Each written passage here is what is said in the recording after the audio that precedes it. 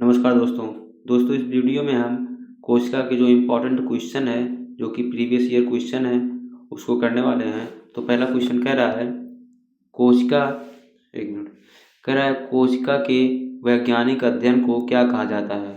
तो हमारा सही ऑप्शन होगा ऑप्शन बी, साइटोलॉजी। यानी कोशिका के अध्ययन को साइटोलॉजी कहते हैं। जनक रॉबर्ट हुक को साइटोलॉजी का जनक यानी फादर ऑफ साइटोलॉजी कहा जाता है। भारतीय जनक ए.के. शर्मा को भारतीय साइटोलॉजी का जनक माना जाता है। कोशिका शब्द सेल शब्द लैटिन भाषा के सेलुला यानी सेलुला से लिया गया है, जिसका अर्थ है छोटा कमरा। हिस्टोलॉजी किसे कहते हैं? ऊतकों के अध्ययन को हिस्टोलॉजी कहते हैं। टैक्सोनॉमी जीवों के वर्गीकरण यानी क्लासिफिकेशन के अध्ययन को टैक्सोनॉमी कहा जाता है। हमारा अगला क्वेश्चन कह रहा है कोशिका सिद्धांत यानी सेल थ्योरी का प्रस्ताव देने वाले वैज्ञानिक कौन थे? तो हमारा सही ऑप्शन होगा ऑप्शन बी, स्लाइडेन एंड स्वान। यानी स्लाइडेन एंड स्वान ने सेल थ्योरी दी थी। वर्ष यह सिद्धांत 1838 से 39 में प्रतिपादित किया गया था। इसके अनुसार सभी जीवों का शरीर एक या अनेक कोशिकाओं से बना होता है। विषाणु अपवाद के रूप में विषाणु कोशिका सिद्धांत का अपवाद है, क्योंकि इनमें कोशिका नहीं होती है। नई कोशिकाएं रुडोल्फ विर्चो ने बताया कि नई कोशिकाएं पहले से मौजूद कोशिकाओं से बनती हैं। आधुनिक सिद्धांत आधुनिक कोशिका सिद्धांत को कोशिका वंश परंपरा यानी सेल लाइनेज भी कहा जाता है। हमारा अगला क्वेश्चन कह रहा है कोशिका का पावर हाउस यानी power house of the cell किसे कहा जाता है? तो हमारा सही ऑप्शन होगा option C, mitochondria. ATP mitochondria ऊर्जा को एटीपी यानी एडेनोसिन ट्राइफॉस्फेट के रूप में बनाता है। श्वसन यह कोशिका का मुख्य श्वसन केंद्र यानी रिस्पिरेटरी सिस्टम सेंटर है। स्वयं का डीएनए माइटोकॉन्ड्रिया के पास अपना स्वयं का डीएनए और राइबोसोम होता है। इसकी खोज अल्टमान ने की थी, लेकिन नाम सी बेंडा ने दिया था। संख्या सक्रिय कोशिकाओं में माइटोकॉन्ड्रिया की संख्या अधिक होती है, जैसे मांसपेशियों में। हमारा अगला क्वेश्चन कह रहा है कोशिका की आत्मघाती थैली यानी सुसाइड बैग के रूप में किसे जाना जाता है? तो हमारा सही ऑप्शन होगा ऑप्शन बी, लाइसोसोम। एंजाइम इसमें बहुत शक्तिशाली पाचक एंजाइम यानी हाइड्रोलिटिक एंजाइम होते हैं। सफाई यह कोशिका के टूटे फूटे अंगों को पचाकर कोशिका को साफ रखता है। खोज लाइसोसोम की खोज क्रिश्चियन डी डूवे डी डूवे ने की थी। विस्फोट कोशिका के क्षतिग्रस्त होने पर यह फट जाता है और पूरी कोशिका को पचा डालता है। आरबीसी अपवाद मानव के शरीर में आरबीसी यानी लाल रक्त कणिकाओं में लाइसोसोम नहीं पाया जाता है। हमारा अगला क्वेश्चन कह रहा है निम्नलिखित में से किसे कोशिका की प्रोटीन फैक्ट्री कहा जाता है? तो हमारा सही ऑप्शन होगा ऑप्शन ए, राइबोसोम। कार्य इसका मुख्य कार्य प्रोटीन का संश्लेषण यानी प्रोटीन सिंथेसिस करना है। इसकी खोज जॉर्ज पैलेड ने की थी। छोटा अंगक यह कोशिका का सबसे छोटा कोशिकांग यानी ऑर्गेनेल है। प्रकार ये दो प्रकार के होते हैं, 70S यानी प्रोकैरियोटिक और 80S यानी यूकैरियोटिक। झिल्ली राइबोसोम के चारों ओर कोई झिल्ली यानी मेम्ब्रेन नहीं होता है। हमारा अगला क्वेश्चन कह रहा है पादप कोशिका भित्ति यानी सेल वॉल मुख्य रूप से किसकी बनी होती है? तो हमारा सही ऑप्शन होगा ऑप्शन सी, सेलुलोज।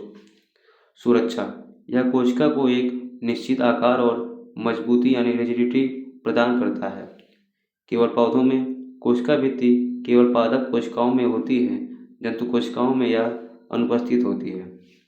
कवक की कोशिका भित्ति काइटिन की यानी चाइटिन की बनी होती है। जीवाणु में बैक्टीरिया की कोशिका भित्ति पेप्टिडोग्लाइकान की बनी होती है।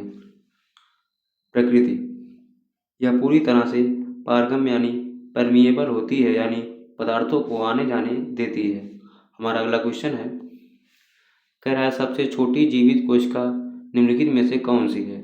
तुम्हारा सही ऑप्शन होगा ऑप्शन बी, माइकोप्लाज्म। माइकोप्लाज्म जो है वो सबसे छोटी जीवित कोशिका है। आकार, इसका आकार लगभग 0.1 से 0.3 माइक्रोन होता है। पीपीएलओ, इसे पीपीएलओ यानी प्ल्यूरोपेन्यूमिनिया लाइक ऑर्गेनिज्म के नाम से भी जाना जाता है। कोशिका भित्ति, माइकोप्लाज्मा में कोशिका भित्ति नहीं पाई जाती है। जोकर, आकार बदलते रहने के कारण इसे पादप जगत का जोकर भी कहा जाता है। ऑक्सीजन, यह ऑक्सीजन के बिना भी जीवित रह सकता है। हमारा अगला क्वेश्चन है, कह रहा है कोशिका का नियंत्रण केंद्र यानी कंट्रोल सेंटर किसे कहा जाता है? तुम्हारा सही ऑप्शन होगा ऑप्शन ए, केंद्रक यानी न्यूक्लियस। खोज, केंद्रक की खोज 1831 में रॉबर्ट ब्राउन ने की थी। डीएनए, इसमें कोशिका की आनुवांशिक सामग्री यानी डीएनए और गुणसूत्र पाए जाते हैं। मस्तिष्क, इसे कोशिका का मस्तिष्क यानी ब्रेन ऑफ द सेल भी कहा जाता है। आरबीसी, मनुष्य की परिपक्व लाल रक्त कोशिकाओं यानी आरबीसी में केंद्रक नहीं होता है। केंद्रिका, केंद्रक के अंदर एक छोटा हिस्सा होता है जिसे केंद्रिका यानी न्यूक्लियोलस कहते हैं। हमारा अगला क्वेश्चन है, कह रहा है किस कोशिकांग को कोशिका की ट्रैफिक पुलिस यानी ट्रैफिक पुलिस किसे कहा जाता है? तो हमारा सही ऑप्शन होगा ऑप्शन बी, गाल्जी बॉडी यानी गाल्जी काय। खोज, इसकी खोज कैमिलो गोल्गी ने 1898 में की थी। पैकेजिंग, यह प्रोटीन और लिपिड की पैकेजिंग और परिवहन का काम करता है। डिक्टियोसोम, पादप कोशिकाओं में गोल्गी गाय को डिक्टियोसोम कहते हैं। निर्माण, यह लाइसोसोम और कोशिका भित्ति के निर्माण में मदद करता है। जटिल शर्करा, यह सरल शर्करा से जटिल शर्करा बनाने का कार्य भी करता है। हमारा अगला क्वेश्चन है, कह रहा है पत्तियों का हरा रंग किस कोशिकांग यानी सेल ऑर्गेनल के कारण होता है? हमारा सही ऑप्शन होगा ऑप्शन सी, क्लोरोप्लास्ट यानी क्लोरोप्लास्ट के कारण कोशिका का पत्तियों का जो है रंग है वो हरा होता है। रसोई घर, इसे कोशिका का रसोई घर यानी किचन ऑफ द सेल कहा जाता है। मैग्नीशियम, क्लोरोफिल के केंद्र में मैग्नीशियम धातु पाई जाती है। प्रकाश संश्लेषण, यह सूर्य के प्रकाश की मदद से भोजन बनाने का कार्य करता है। लवक के प्रकार, लवक 3 प्रकार के होते हैं, हरित लवक, वर्णी लवक और अवर्णी लवक। डीएनए, माइटोकॉन्ड्रिया की तरह क्लोरोप्लास्ट के पास भी अपना डीएनए होता है। हमारा अगला क्वेश्चन है, कह रहा है एडेनोसिन ट्राइफॉस्फेट यानी एटीपी का निर्माण कोशिका के किस अंग में होता है? तुम्हारा सही ऑप्शन होगा ऑप्शन बी, माइटोकॉन्ड्रिया में। ऊर्जा मुद्रा, एटीपी को कोशिका की ऊर्जा मुद्रा यानी एनर्जी करेंसी कहा जाता है। पूर्ण रूप, एटीपी का फुल फॉर्म एडेनोसिन ट्राइफॉस्फेट है। श्वसन, यह ऑक्सीजन की उपस्थिति में भोजन यानी ग्लूकोज के ऑक्सीकरण से बनता है। एडीपी, यह एटीपी से ऊर्जा निकलती है। जब एटीपी से ऊर्जा निकलती है तो यह एडीपी यानी एडिनोसिन डाइफॉस्फेट में बदल जाता है। उपयोग, शरीर की सभी जैविक क्रियाओं जैसे चलना, सोचना आदि के लिए ऊर्जा एटीपी से ही मिलता है। हमारा अगला क्वेश्चन है, कह रहा है कोशिका के भीतर जीव द्रव्य यानी प्रोटोप्लाज्म शब्द का प्रयोग सर्वप्रथम किसने किया था? तो हमारा सही ऑप्शन होगा ऑप्शन बी, जेई प्रुकंजे। वर्ष, प्रुकंजे ने 1839 में इस शब्द का प्रतिपादन किया था। जीवन का आधार, हेक्सले ने जीवद्रव्य को जीवन का भौतिक आधार कहा था। 2 भाग, जीवद्रव्य के 2 मुख्य भाग होते हैं, कोशिका द्रव्य और केंद्रक द्रव्य। संगठन, जीवद्रव्य का लगभग 80% भाग जल यानी वाटर से बना होता है। तत्व, इसमें सबसे अधिक मात्रा में ऑक्सीजन तत्व यानी लगभग 62 से 75% पाया जाता है। हमारा अगला क्वेश्चन है, कह रहा है अंतःप्रद्रव्यी जालिका यानी इंडोप्लाज्मिक रेटिकुलम की सतह पर किसकी उपस्थिति के कारण वह खुरदुरी होती है? तो हमारा सही ऑप्शन होगा ऑप्शन सी, राइबोसोम। प्रकार, ये इंडोप्लाज्मिक रेटिकुलम को शॉर्ट फॉर्म में ER लिखा गया है। ER दो प्रकार के होते हैं, RER खुरदुरी और SER चिकनी। RER का कार्य, राइबोसोम की उपस्थिति के कारण यह प्रोटीन संश्लेषण में मदद करती है। SER का कार्य, चिकनी ER लिपिड और स्टेरॉइड के निर्माण में मदद करता है। कंकाल, इसे कोशिका का अंतः कंकाल यानी इंडोस्केलेटन भी कहा जाता है क्योंकि यह ढांचा प्रदान करती है। खोज, इसकी खोज पोर्टर और उनके साथियों ने की थी। हमारा अगला क्वेश्चन है, कह रहा है आनुवांशिक जानकारी का वाहक किसे कहा जाता है? तो हमारा सही ऑप्शन होगा ऑप्शन बी, DNA।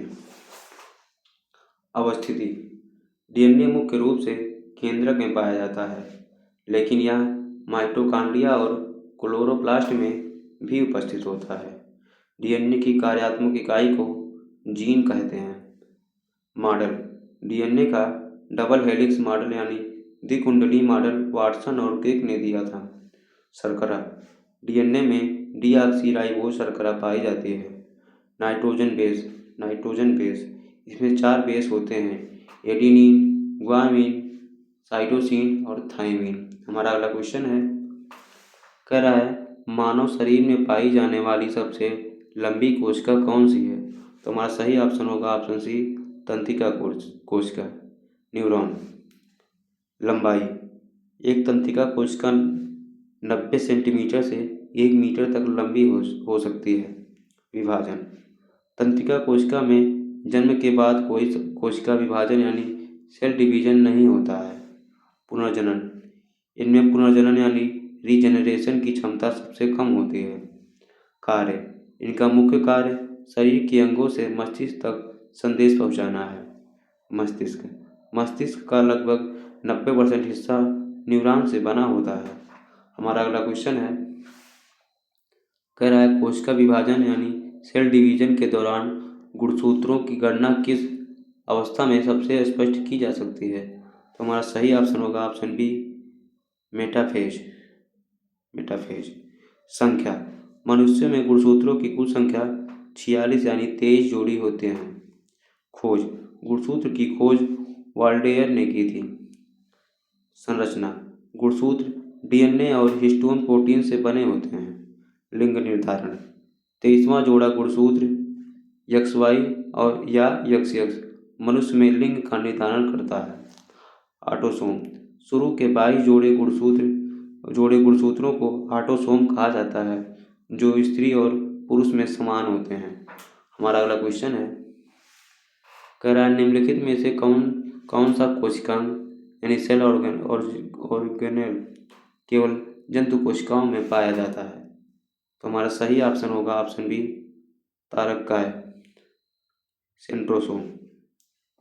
कार्य, तारककाय का मुख्य कार्य कोशिका विभाजन यानी सेल डिवीजन में मदद करना है। खोज, इसकी खोज टी बोवेरी ने की थी। संरचना, इसमें बेलनाकार संरचना होती है जिन्हें सेंट्रियोल कहा जाता है। पौधों में अभाव, यह उच्च श्रेणी के पौधों में नहीं पाया जाता है। स्पिंडल फाइबर, विभाजन के समय यह स्पिंडल फाइबर यानी तरकु तंतु का निर्माण करते हैं। हमारा अगला क्वेश्चन है, कह रहा है अर्धसूत्री विभाजन शरीर के किस प्रकार की कोशिकाओं में होता है? तो हमारा सही ऑप्शन होगा ऑप्शन बी, जनन कोशिकाएं। संख्या, इस विभाजन के बाद गुणसूत्रों की संख्या आधी रह जाती है। खोज, इसकी खोज फार्मर और मूर ने की थी। परिणाम, एक कोशिका से 4 संतति कोशिकाएं यानी डॉटर सेल बनती हैं। महत्व, यह प्रजातियों में आनुवांशिक विविधता यानी जेनेटिक वेरिएशन बनाए रखने के लिए जरूरी है। समसूत्री, शरीर की वृद्धि और मरम्मत के लिए कायिक कोशिकाओं में समसूत्री विभाजन होता है। हमारा अगला क्वेश्चन है, कह रहा है कोशिका के किस अंगक को अपशिष्ट निपटान प्रणाली यानी वेस्ट डिस्पोजल सिस्टम कहा जाता है? तो हमारा सही ऑप्शन होगा option A lysosome.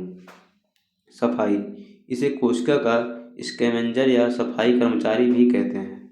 Atom bomb, इसे कोशिका का एटम बम भी कहा जाता है क्योंकि यह पूरी कोशिका को नष्ट कर सकता है। एंजाइम, इसमें लगभग 50 तरह के पाचक एंजाइम पाए जाते हैं। पीएच, इसके अंदर का माध्यम अम्लीय यानी एसिडिक होता है। मृत कोशिका, यह पुरानी और मृत कोशिकाओं को हटाकर नए कोशिकाओं के लिए जगह बनाता है।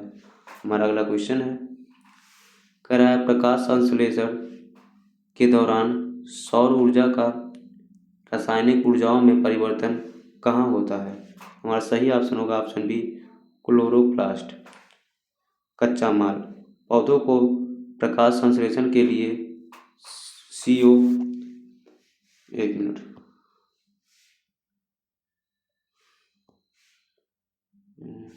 सही है CO, पानी, सूर्य का प्रकाश और क्लोरोफिल होना चाहिए। उत्पाद, इस प्रक्रिया के अंत में ग्लूकोज और ऑक्सीजन बनते हैं। Reaction 6CO plus HO2 HO, ये सब ये रासायनिक क्रियाएं दी हुई हैं। कह रहा है थाइलाकोइड क्लोरोप्लास्ट के अंदर थाइलाकोइड में प्रकाश अभिक्रिया लाइट रिएक्शन होती है। गैस, पौधे वातावरण में CO2 लेते हैं और हमें जीवनदायी O2 प्रदान करते हैं। तो अगला क्वेश्चन ये। तो वीडियो अगर पसंद आई वीडियो को लाइक करें और चैनल को सब्सक्राइब करना ना भूलें। मिलते हैं अगले वीडियो में।